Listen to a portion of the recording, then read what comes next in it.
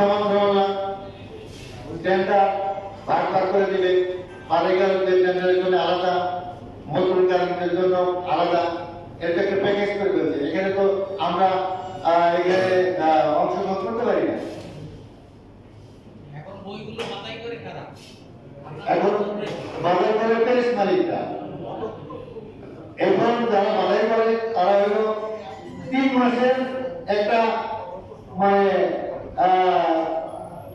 যে এটা আছে 3 মাসের যে কাজটা দেয় করতে দিতে বলে 3 মাসের মধ্যে কাজ করতে হবে। সেটা ওই লোকগুলো আমাদের লোক নয়।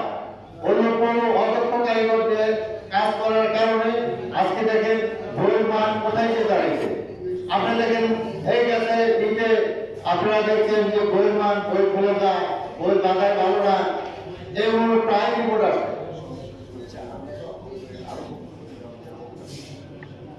প্রশ্ন করুন।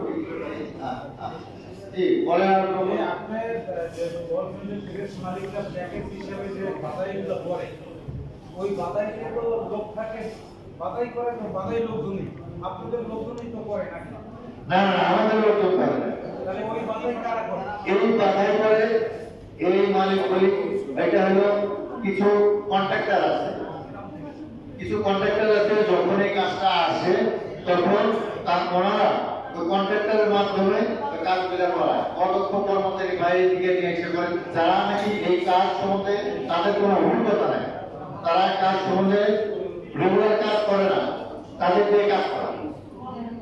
আসলে আপনাদের বক্তব্যের মাধ্যমে সবগুলোই পেয়েছি।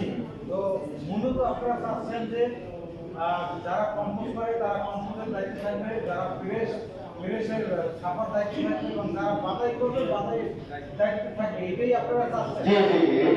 এবং এই সিন্ডিকেট আসলে সরকারি কোনো কর্মকর্তারা কি এর সাথে জড়িত আছে?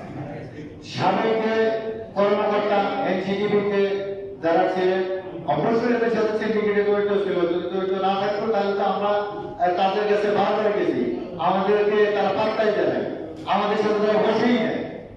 আমরা শিক্ষামন্ত্রী বরাবর গেছি, শিক্ষামন্ত্রীর কাছেও গেছি, তো সেখানেও সাবেক শিক্ষামন্ত্রী দীপুমণির কাছেও আমরা গিয়েছিলাম। সে বাছাই সিকিউরিটি সে চিনতেই চায় না, তাদের কোনো মূল্যায়ন নাই। সর্বশেষ আপনাদের এই যে 3টা দাবি ক্লিয়ারলি আরেকটু বলেন। আপনাদের এই 3 দফা দাবি বাস্তবায়ন